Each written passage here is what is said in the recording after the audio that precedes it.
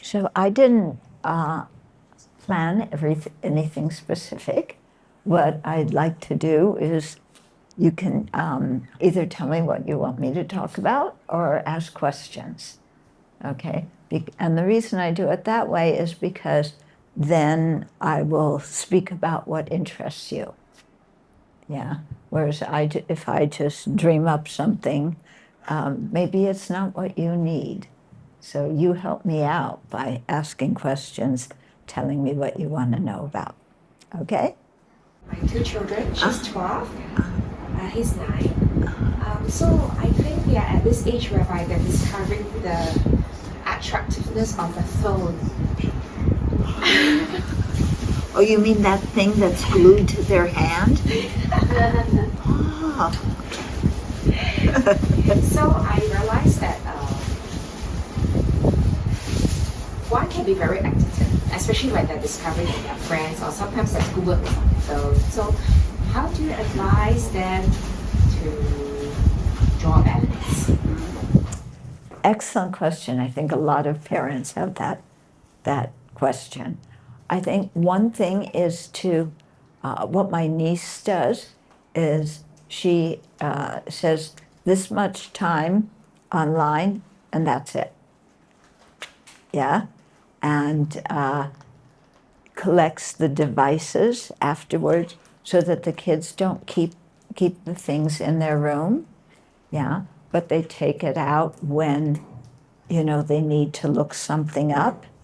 They need to know something, yeah, because being online and always checking what your friends say, what your friends are doing, this and that, then you get really distracted from what's important in life. When I look at you, I just see the back of the camera.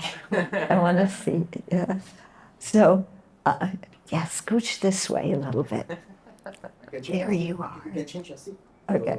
Then the both can see you. Yeah. Okay, good. Now I can see you. So, yeah, to know that the phone looks interesting, but it can actually take up a lot of your time, and a lot of what people say on it doesn't really matter. It's kind of stupid stuff. Yeah. And so you need to be really wise and just use it, when you want to look something up, when it's something interesting. And you don't need to pay attention to all the things that your friends write and what so-and-so ate for breakfast. Yeah, all these important things, huh? Yeah, really interesting what your friends ate for breakfast. But, just focus on what's important, yeah. And then your mom and dad can set times when you can go online, and they can help you learn how to use the phone to look up things that interest you, okay? So if you're interested in dinosaurs, are you interested in dinosaurs? No? Really? Yeah, are you? No? A la boo-boo. It's a boo-boo. Yeah, you know what boo-boo is? Means mistake. Yes. So, yeah. So things, maybe what happens in other countries, why people do what they do, something about history, what happened before you were born. All of these things are interesting. And there's a lot of things about animals. Most kids where I live are very interested in animals. That's why I asked about dinosaurs. Yeah. You were interested in dinosaurs, weren't you? Yeah. Yeah. Yeah. So, there's so many things you can learn about and use the phone for that. And aside from that, put it away. Yeah, the reason why I ask is because after coming into contact with Buddhism, I realized the thing about self-awareness. About self-awareness. Yeah. So sometimes when I also get lost in the world of the internet. But then sometimes because I suddenly remember about self-awareness, so I catch myself. But I feel that it's because I'm older now. Yeah, so I don't know how to introduce the concept of self-awareness to the children. Yeah. That's why I asked this question. I think it's for adults and kids to just stop before you do something and say, why am I doing this? Yeah, because what you're talking about is when we operate on automatic. Oh, there's something online, I click, and then that has a thing, I can click on that, and then that has another, I click on that, and then what, 5 hours go by? Yeah, and the work you wanted to do, and afterward, you can't do what you wanted to do, and then afterwards you're going, what did I really learn from that? Yeah, so if you stop, when you first open your phone, why am I opening it? What is it that I want to see or learn? Do that, put the phone down. Yeah? If you see something, an interesting click that you could make, then just stop. Well, why do I want to click that? Why does that look interesting? And is it really important for me to know that little bit over there? Yeah. And then you can say, no, it's not very important. Don't click, turn the phone off. Yeah. Or you could say, oh, yeah, that would be interesting, an interesting follow-up. You learn it. And then at the end of that, you say, okay, I learned that. Now finished. Yeah. So to just ask, why do I want to? Yeah, why do I want to do this? That's the main thing about self-awareness. Why do I want to do this? What am I feeling? What am I thinking? Yeah, instead of just impulsiveness, an idea comes in our mind and we just act on that idea without even thinking about what are the results of acting on that. Yeah, we tend to be quite impulsive, and then we get ourselves in a lot of jams. Yeah, because there's a lot of scams online now, and especially for kids, to follow this and that, and then, mommy, daddy, please, we can get this toy for a discounted price. Can't we do it? And it's a scam, people taking advantage of kids. So, yeah, so you also have to teach your kids about using, their intelligence to see what makes sense and what doesn't. Mm-hmm.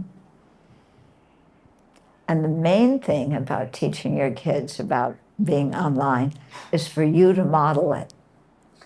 If parents are online all the time, carrying their phone everywhere they go, looking everything up, constantly texting people about things that you really don't need to text about, then if you're doing that, then telling your kids not to do that, that's not going to work. Kids are smart. They look at what mom and dad do, not just what mom and dad say. Yeah? So you have to model it.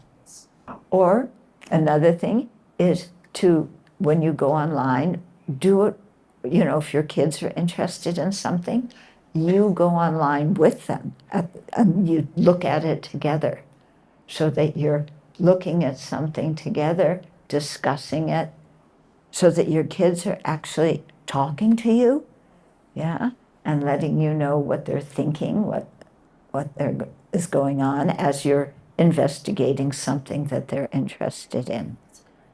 Yeah. Yeah, because I think nowadays, parents, what I've observed, because I travel a lot, and in airports, waiting for a plane, the parent is on their phone, the kid's on their phone, or their tablet, or whatever it is. They're not talking to each other. Yeah? And if you don't talk to your kids when they're young and take an interest in their life and what they're thinking, then when they become teenagers, they're not going to talk to you and not going to ask you advice. Yeah? because they're not used to that. Oh, yes. Yeah. And if they try to, then, you're going to say, oh, I'm busy. Like, because I think parents often give kids screens to look at, It's like, I'm tired, here's your phone, here's the television, amuse yourself. But then you don't establish a relationship with your children. Yeah. And then when they grow up, they're, when they need help, when they need advice, yeah, they won't ask you because they don't know how. Yeah. Does that make some sense? Yes. Yeah. Okay. Yeah, because it seems sometimes parents seem like sergeants in the army. Yeah. Okay, wake up. Time to go to school. Wash your face. Brush your teeth. Come eat. Yeah, did you do your homework? No. Why didn't you do your homework? You can't go out and play this afternoon. Okay, quickly, get in the car. We're going to school. Yeah, okay, have a good day. Bye. Yeah, parents sound like sergeants in the army. Yeah, I know one family, and they're really good. They have, their children are young, and their dad often is the one who drives them to school. And he'll look at things that they see along the route and talk to them about that. It's like, oh, because they live in an area where there's a lot of trees. Do you know what kind of tree that is? Yeah. Does that tree lose its leaves, or does it grow in the winter, or does it grow in the winter? Yeah. Yeah. Do you know how trees grow? Why do we water trees? Yeah. And so he starts a discussion with the kids about that. And then the kids, they come up with their ideas, and then they're interested in whatever it is and look it up afterwards. Yeah. So, and then when the kids come home from school, how was your day? Yeah. Because as parents, you should know the names of your kids' friends. If you don't know who your kids play with and what they play, yeah. Yeah. Yeah. Do your parents, does your mom know the names of your friends? Has she met your friends? Yes, no. Should we quiz her? Yeah. Okay. Tell me some of his friends' names. Aiden, John. Is she right?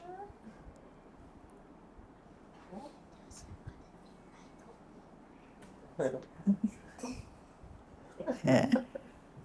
Does she know the names of your friends? Yeah.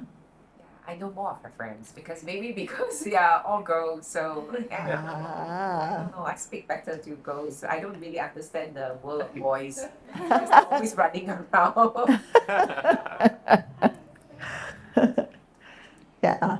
So it's nice when your mom knows your friends, huh? Yeah. It's good. As on the path of Vajrayana, must we have a guru to gain enlightenment? Okay, let's go step back a little bit. This whole thing, the path of Vajrayana.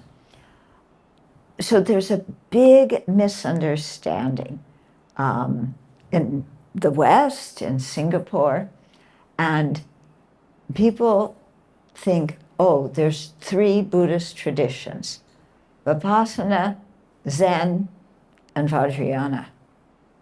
That's not right, okay? There's 2 major traditions, yeah? The Theravada and the Mahayana. Yeah.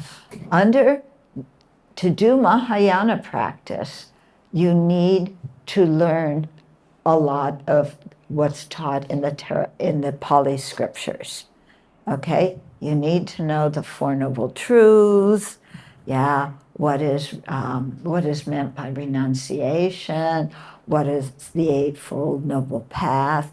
You need to understand that.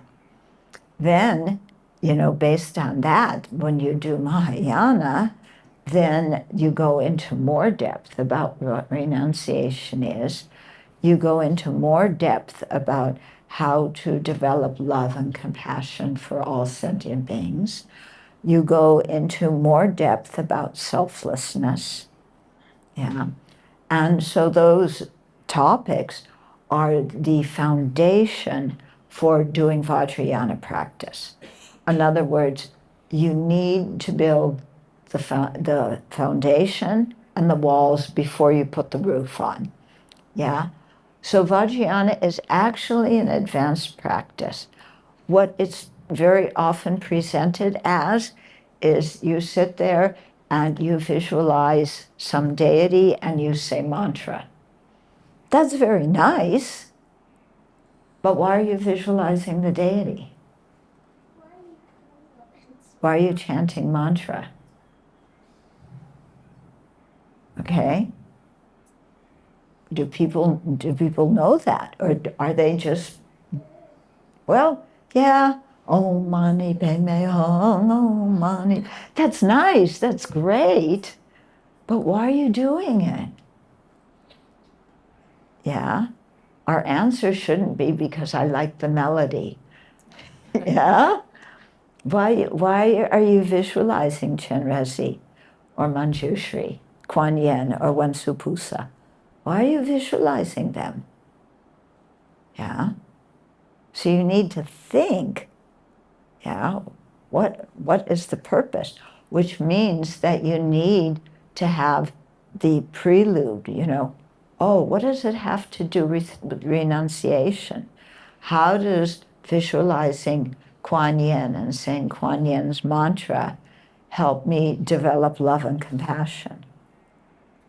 Yeah, if you don't know the steps on what to meditate on to develop love and compassion, just visualizing Kuan Yin and saying her mantra is nice, but you're not going to really get what it means to have love and compassion for all beings. Okay? So that whole thing needs to be developed. Yeah. For that, yes, you definitely need a teacher. Okay? Guru means, actually, the translation is heavy. Yeah? Meaning heavy in qualities. So we need teachers. Yeah? Another way to translate guru is teacher or spiritual mentor. Yeah? Somebody who knows more than us, who can be a guide. Yeah? And before accepting somebody as your teacher, you need to check them out. Yeah? Do they, in the scriptures, they've written about what are the qualities of good teachers. Yeah, you just got Foundation of Buddhist Practice. There's several chapters in there about the teacher, and what kind of qualities you want a teacher to have. Are you looking for people who sit on high thrones and wear a lot of brocade and have yellow hats, black hats, red hats? Are you looking for teachers who, give initiations and do pujas where they're talking in a language you don't know and give you holy water and you just sit there? Is that how you're going to learn the Buddha's teachings? So you need to see, what are the teachers teaching and check their qualities. Do they keep good ethical conduct? Yeah? Are they a monastic? If they are a monastic, are they keeping their precepts? Yeah? Yeah? Do they know the Dharma well? Or are they just kind of going around teaching whatever to get donations? Yeah? Are they, do they have compassion? Are they teaching with a motivation of compassion. Because we want teachers with compassion, don't we? And we want teachers with a lot of fortitude and a lot of patience, because sometimes as disciples, we're not such good disciples and we make a lot of mistakes. So we want teachers who are compassionate, who won't just say, well, you don't give me a lot of donations, goodbye. Yeah, why is the teacher teaching? Yeah, do they really have the students' best interest? Or are they, collecting donations? So you need to check that out. Yeah. Then, when you have a lot of foundation, yeah, in the general teachings, in the Mahayana teachings, then you can see about empowerments and things. Yeah. And yes, if you practice Vajrayana, yes, you need a guru, a teacher, to become enlightened. Yeah. Do you think you're going to get enlightened in this life? Yeah. Because I thought when I first met the Dharma, and they were saying, you can get enlightened in one lifetime. I thought, good. Okay. Yeah, I want to get enlightened. I'm tired of having so many problems. I want to get enlightened. Okay, so that means I've got to be like Milarepa. You know Milarepa, the Tibetan saint who meditated many years in a cave. Yeah, I'm going to go find a cave. Yeah, it's got to be a nice cave. Not Milarepa, out in the cold, in the snow. I'm not interested in that. I want a nice, comfortable cave. And I'm going to sit there and do retreat. I'm going to sit cross-legged and meditate. Did I know how to meditate? I knew a little bit. Did I know enough to do a retreat? No. Had I set up a daily practice, a daily meditation practice? No. Yeah. Did I know how to control my mind if anger came up when I'm meditating? No. So fortunately, I had a very good teacher, and he didn't let me go find a cave in the Himalayas and meditate. Yeah. He sent me out to work in Dharma centers. Yeah. Why? Because I needed to accumulate merit. Yeah. And I also needed to receive more teachings and to really have a good idea about, what is the Buddha's path? What is the purpose of the Buddhist path? Where are we heading? What are the steps to take in actualizing that path?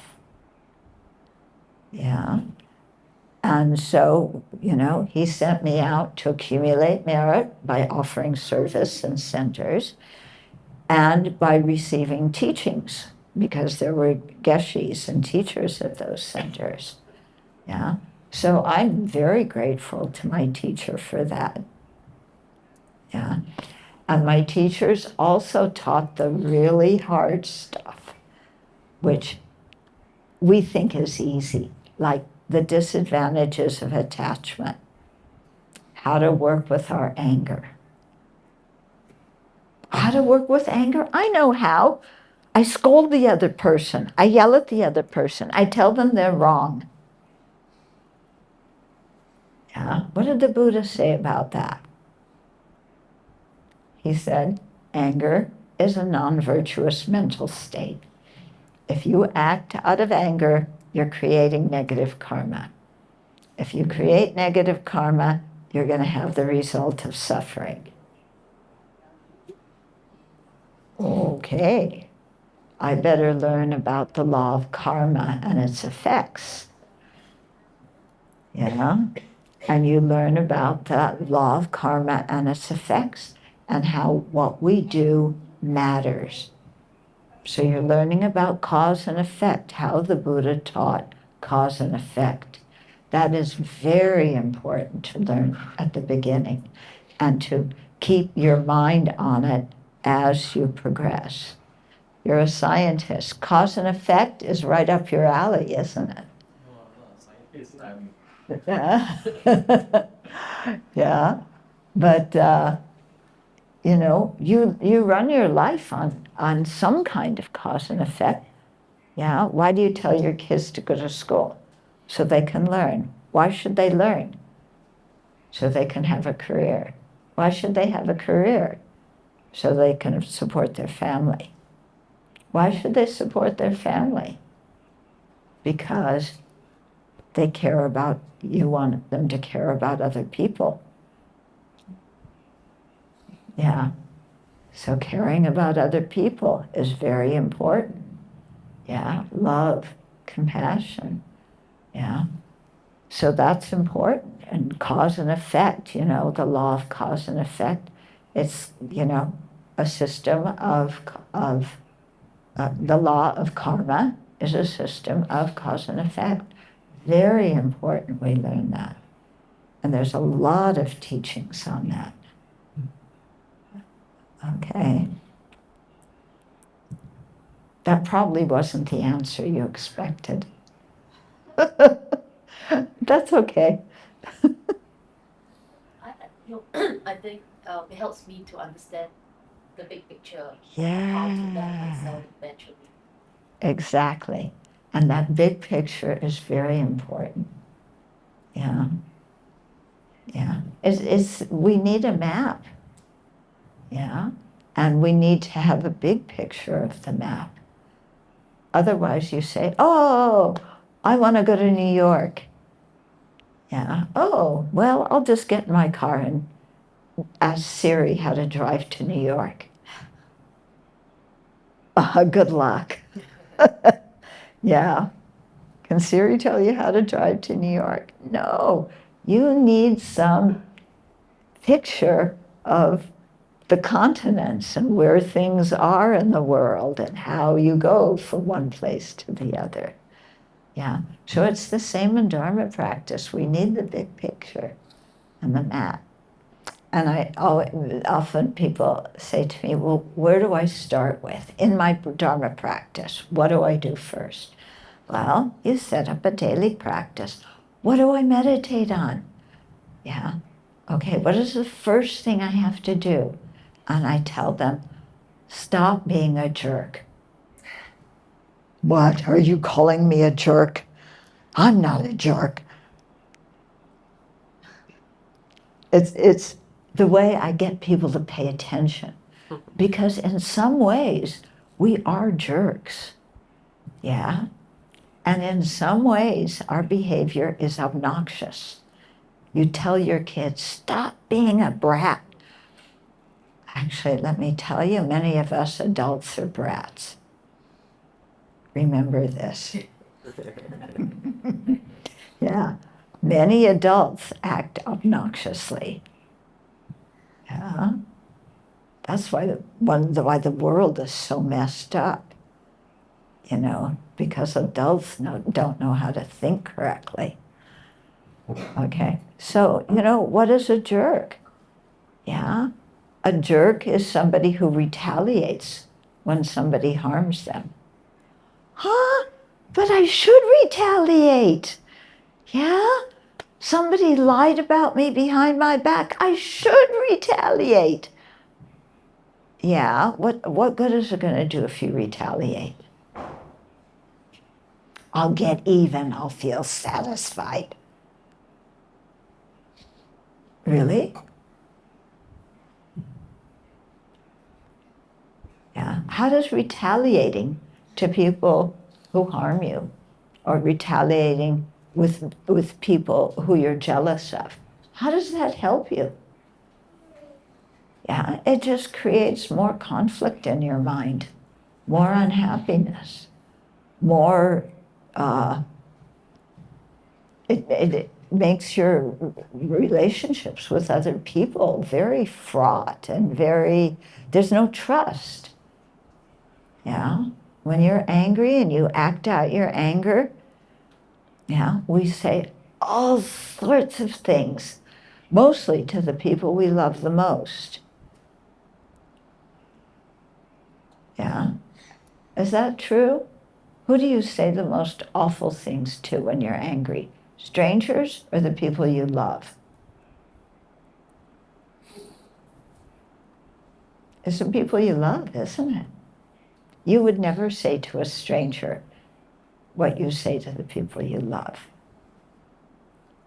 Why do we say that to the people that we love?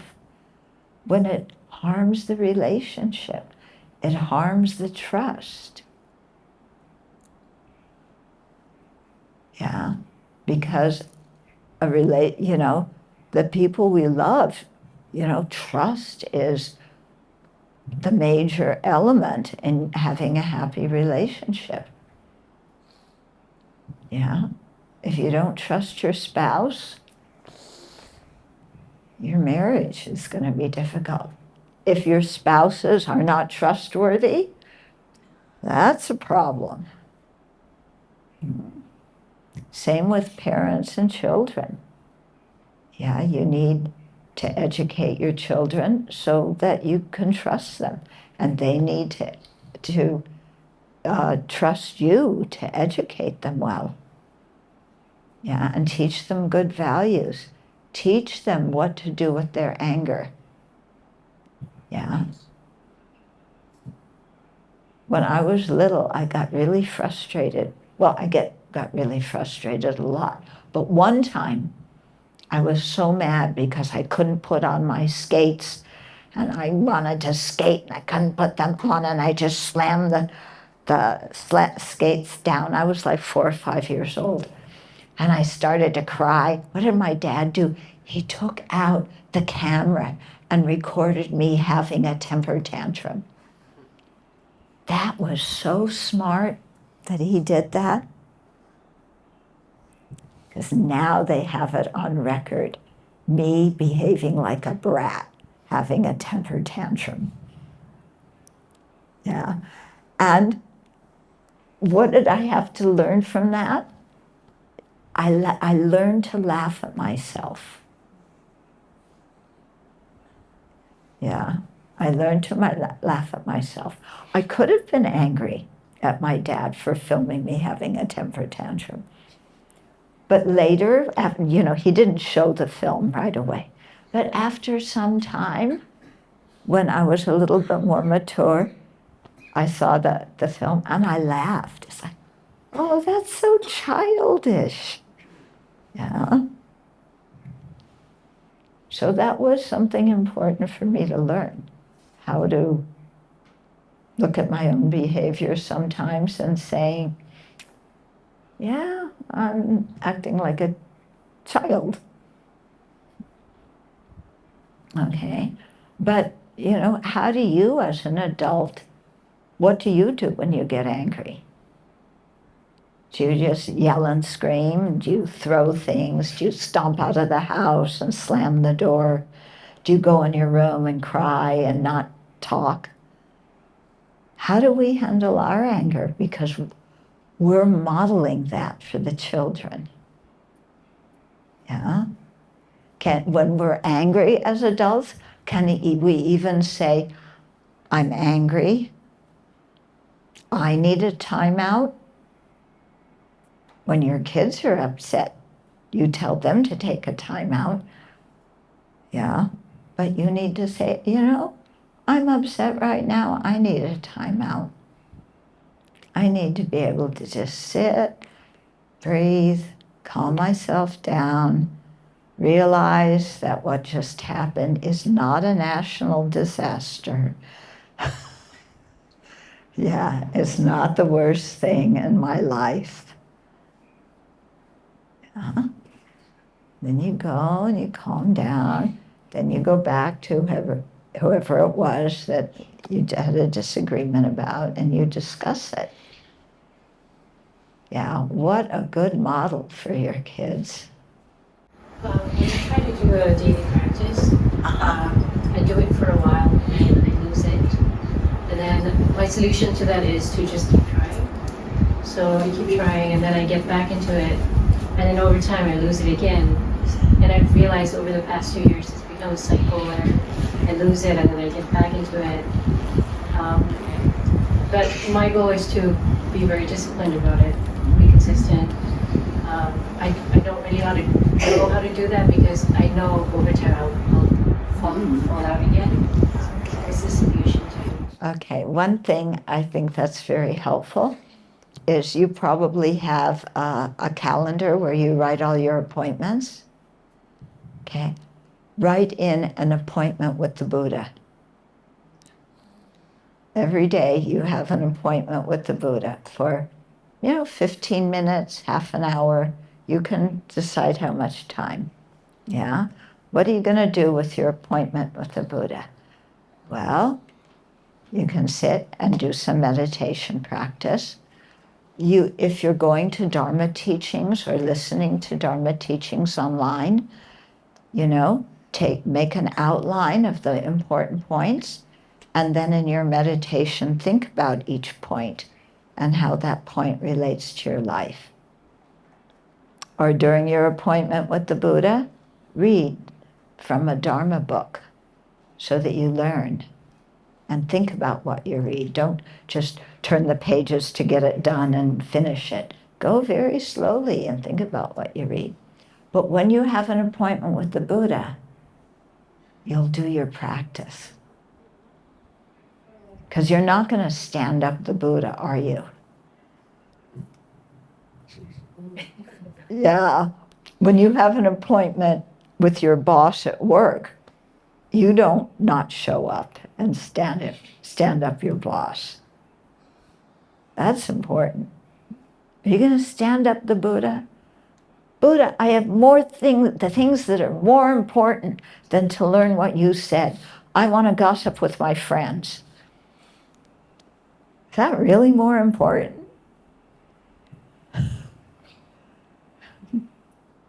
Okay. And I think making that time as a quiet time, where you can learn, you can think. Yeah, it makes you calmer during the rest of your life. Whereas if you're rushing, I got to do this, going here, going there, yeah, then you get so busy you stop your practice after a while. Very scared of ghosts. Uh-huh. I mean, and then, I'm not so good in Buddhism, so I don't know a lot about ghosts. Yeah. He will always ask, do they really, really exist? Because, like, for example, he doesn't dare to go to the toilet in the night. Uh-huh. Yeah, so I try to explain to him in a layman term that, if you don't do anything wrong in your life, there's no need to be afraid. Yes, they may exist, but they won't do anything to you. Yeah. So, yeah. Yeah, they may exist, but they're busy doing all their ghost things. Yeah. They have appointments to keep and stuff like that. Yeah. And if you ever think a ghost is there, instead of getting scared, say, "Hi. I wish you well. I hope you have a happy life." And if you say that to the ghost feels happy and goes away. Yeah, because ghosts, they don't appear just to harm people. Yeah. They have their own life to live. And they want to be happy. Mm-hmm. You can just say, "I wish you happiness." I was wondering how to be ethical in work life, because sometimes, or oftentimes, I feel like I have to act in self-interest. So I'm afraid that I don't know the line between being selfish versus trying to move ahead in my career. For instance, if I want to network with someone, I fear that there is a sense of greed in me talking to a person that I want to connect with. there are like fine lines where I feel like, is this too much? Is this too much acting out of greed, or? But at the same time, it feels necessary. So yeah, I feel a bit confused sometimes. Yeah. So the motivation is to, what's motivation? To it's usually to land an opportunity at work, something like that. To land an opportunity at work. Is anybody harmed by your landing that opportunity or networking? In outcome, no, but I think in pursuit of that, maybe I'm harming myself because I might be operating out of greed. Yeah, that's you're the one who knows your motivation. I can't tell you your motivation. You're the one who looks inside and sees, you know. And if it's if the motivation is greed, then yeah, what you're putting in your mind stream is you're making more and more of a habit of being greedy. Yeah, and more of a habit of this kind of transactional relationship of you do something for me and I do something for you. But I don't really care about you as a human being, but as long as you do what I want and I get some profit out of it, then that's good enough. So that kind of way of relating to people is, it takes us away from seeing people's humanity and from really thinking that, or not just thinking, realizing that all of us equally want happiness, all of us equally want to be free of pain. Yeah, and that kind of thing is very important, you know, in life, because if we're just going through life, you know, what can I get from this person? What can I get from that person? You might get money, you might get property, but inside, everything's hollow. Yeah. Because I think, you know, we're social animals, and I think we, you know, what gives meaning in our life is when we're able to connect with other living beings. And to connect with them, to connect with them with a good motivation, you know, because we care about them, we want to benefit them. So there's nothing wrong with, you know, kind of doing things to get ahead. But you want to moderate the intention. So it's not just, I want this because I want to create an empire, you know. I want to be rich. I want to have a corner office. I want this. I want that. I want the other thing. You know, then the whole value of your life becomes in material things, what you accumulate. But when we die, we can't take any of it with us. Yeah. So what's more important is to really think, you know, why? What's going on inside me? Do I have a kind attitude? Do I appreciate other people's kindness? Do I treat people fairly? Or do I try and get the best deal at their expense? There's one person in Singapore, one businessman, and almost every year I come, he says, how do you do business and be honest at the same time? Yeah. And I always tell him the story of a friend of mine who, Linnea, yeah. So she used to work in Hong Kong for Levi Strauss, and she was an executive, yeah.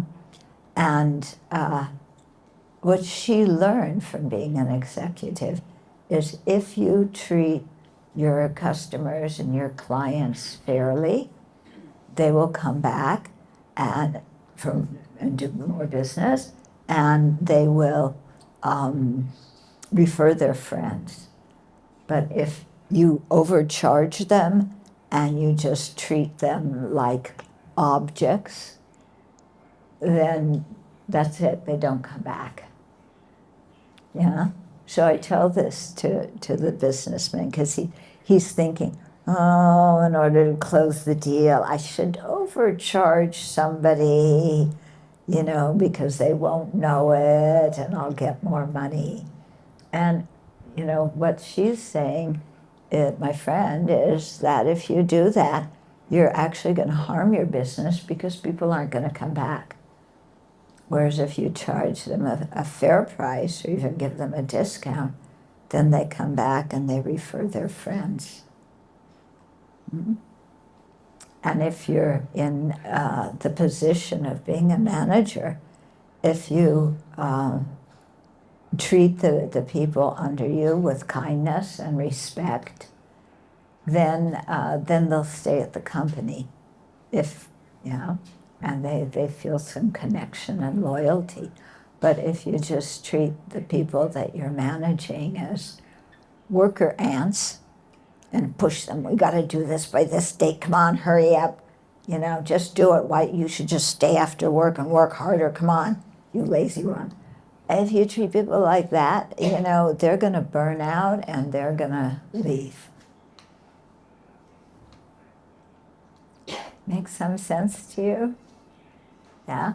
And also in all this is what's important is how you feel about what you're doing.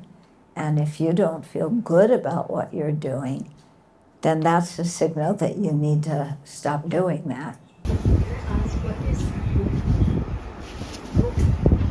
What? Root guru. Root guru. That's usually the teacher who first inspires you to really set up a Dharma practice. Yeah. And so you have a good connection with that person. You go back repeatedly for their teachings. You trust them. So if you have questions on the past, then you can go and ask. Yeah. So it's that person. And you can also have more than one teacher. Yeah, it's not limited to one teacher. For root guru, there's only one. I have 3. Yeah. So, You know why? Because I started out with 1, and then he sent me, he had his teachers come to the monastery and teach us. And I had a really good connection with one of the teachers he came. So I said, that one's also my root guru. And then he directed me to study with the Dalai Lama. So I did that. So I consider Dalai Lama my root guru. Then I have other gurus, other teachers as well.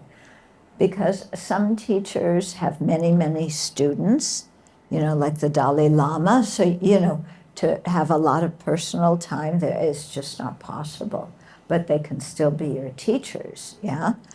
And then other people have maybe fewer disciples or, there's more opportunity to talk to them and attend the teachings. So that's also perfectly all right. so root guru would be someone who you felt very connected to Yeah, and you can trust entirely. yeah.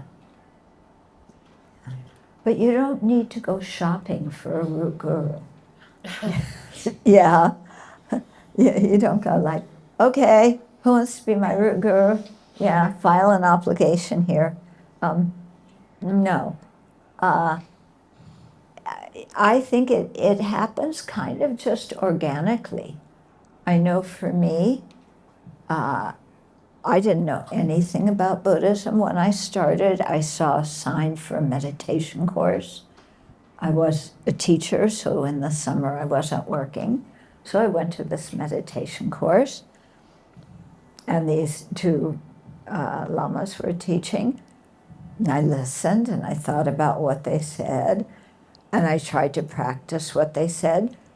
What they said made a lot of sense to me. It answered a lot of my questions about life.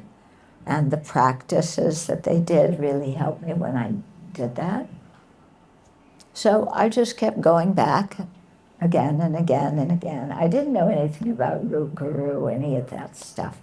I just knew that what these people taught helped me a lot, so I kept going back. Then after a while, I figured out, oh, you know, he must be my teacher.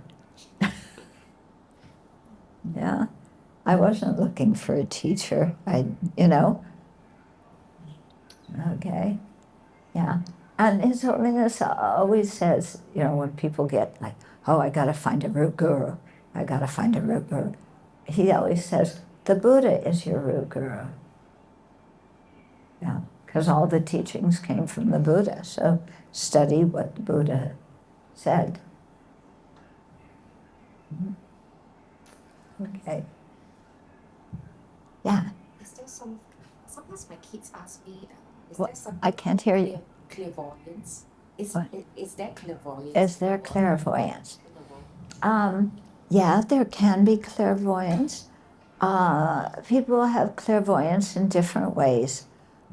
Some people, they develop single-pointed concentration, and they train to have clairvoyance. It's a training that they do when they have single-pointedness. Yeah. Other people, just out of karma, you know, because of karma, they have some feeling about this and that. That clairvoyance sometimes is good and sometimes is wrong. Yeah. So just because somebody says, oh, I'm clairvoyant, yeah. And especially people who want to tell you your fortune and tell you things when you didn't even ask. You know, And, you know, it's very interesting because in society, some people really trust the fortune tellers. Yeah. So at one time in the States, there was some kind of fair of, you know, spirituality. And so people asked us to set up one table about the Dharma. So we set up a table with some of the teachings. And on this side, there was a fortune teller, and on that side, there was a fortune teller, both of them claiming to be clairvoyant. So people would come, and they would walk along, and they stop at this fortune teller. You know, they'd pay some money, and the fortune teller would say, blah, blah, blah, blah, blah, blah, and the person's like this, listening so intently. Why are they listening so intently? Because the fortune teller is talking about me. Well, the fortune teller said this, they said that. Okay, then the session ended. Then they walked past our table, boring, onto the next fortune teller.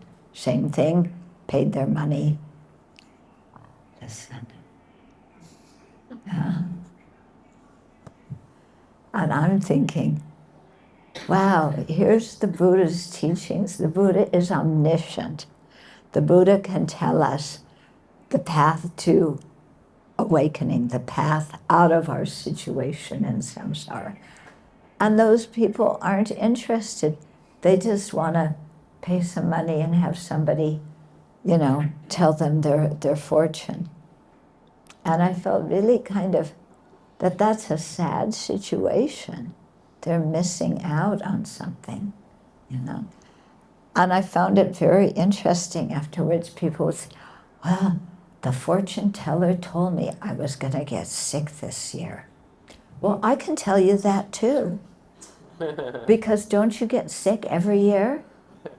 Do you go a whole year without getting a cold or the flu or a cough? No, every year we get sick, you know? Hello? Yeah? So somebody's saying you're going to get sick this year. That's no big deal.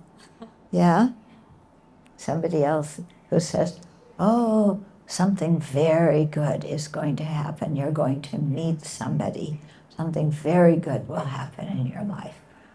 Doesn't that happen every year also?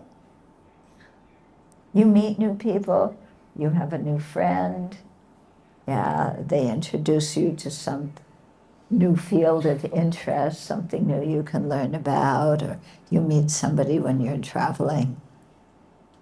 So, you know, that's nothing special. What the Buddha said is, you know, when you're kind to people and treat people, you know, ethically, then you will experience happiness and they will experience happiness.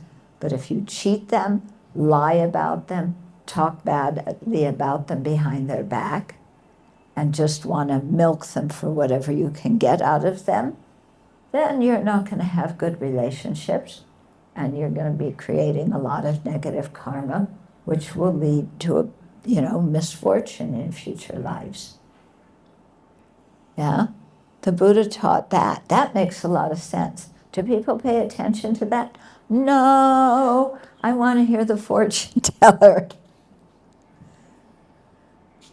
It's true, isn't it? Yeah? Mm-mm. So, you know, the important thing, I think, in our lives, you know, this whole awareness of cause and effect in an ethical dimension. Yeah, it's ethical cause and effect. You know, if you're fair and kind, that's what you receive.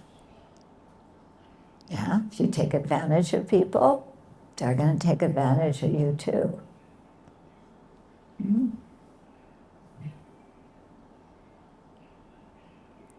Some people say to me, but, yeah, I love this. Yes, but, yeah, you know, I could just charge them a little bit more and benefit a little bit more. And it doesn't really hurt them. They have a lot of money. Yeah, but what's the motivation? Is the motivation one of kindness, wanting to help others, wanting to help their lives be better? Or is the motivation one of just using people for your own benefit? Okay, so that's what's really important. I mean, there's a lot of like Buddhist teachings and concepts and everything. So sometimes when we look at that, right, we kind of like, makes sense logically, we kind of understand that logically, but how do we bring that from that logical understanding to, how should I say, the perfect understanding, like enlightenment, that kind of thing? I'm sure it's... Yeah. What we have to do is bring our intellectual knowledge down into our heart. Yeah. Yeah. So, you know, you start out with the words and the concept and the intellectual knowledge. Yeah. And then you think about it. You really think about it. How does that work? Does that make sense? And then you think, how does that relate to my life? Do I live according to that concept? Yeah.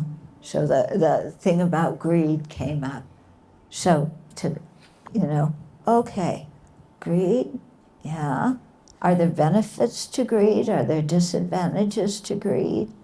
Well, one benefit, I get more stuff. Yeah. More possessions, more money, more status. What's the downside of that? Well, at the time I die, I can't take any of it with me. But what do I take with me is the karma that I've created. And in my life, how I feel about myself and my life, that depends on what I do too. Because if I act in a way that is unethical, you know, even if other people praise me, I don't feel good in here. how we feel in here when we're alone with ourselves is much more important than what everybody else thinks about us. Because what people think about us, it's just a thought. It doesn't mean we are that. Yeah? So you really think about it, and then you think, okay, yeah, how am I going to apply that in my life? Well, I'm going to watch my motivation. Why do I do what I do? And how am I treating other people? Okay? So that doesn't mean being a people pleaser. Like, oh, I've got to be kind to everybody, so I rush over here and I help that one, and then I rush over here and I help that one, then I rush, and I'm doing everything to please you and make you happy. Are you happy? Do you like me? Because look at all the nice things I did for you. No, we're not talking about that. Okay? We're talking about really something from your heart because you care. Yeah. Yeah. And then you begin to live it, and it shows in how you live. Mm-hmm. Well, what does it mean that somebody takes advantage of you? It means that he knows that you are soft-hearted. He knows that you will give in, and he will just look the point and say, he will not care about how you feel. Okay. If you give in, is that harming him in any way by reinforcing his negative behavior? His negative behavior, yes, I think. Yeah, because I forgive him. But that doesn't mean that I'm correcting him. Yeah. My brain will tell me that I should correct him. Yeah. But because of how he wants it to be, the majority of the time I forgive him. Yeah. It's a thing that, it's hard to talk about in general because every situation is going to be different. And some situations, it's like, okay, somebody's taking advantage of me. It's no big deal.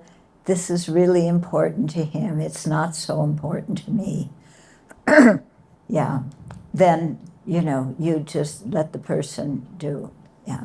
But then other situations, you think, I don't trust that person's motivation. And I don't think that him having that motivation helps him. Because maybe he'll just continue acting that way with other people and create negativity, negative karma himself, and harm others. In that case, the kind thing to do is to try and correct the person. Yeah, and to say, no, that doesn't seem fair to me to do it that way.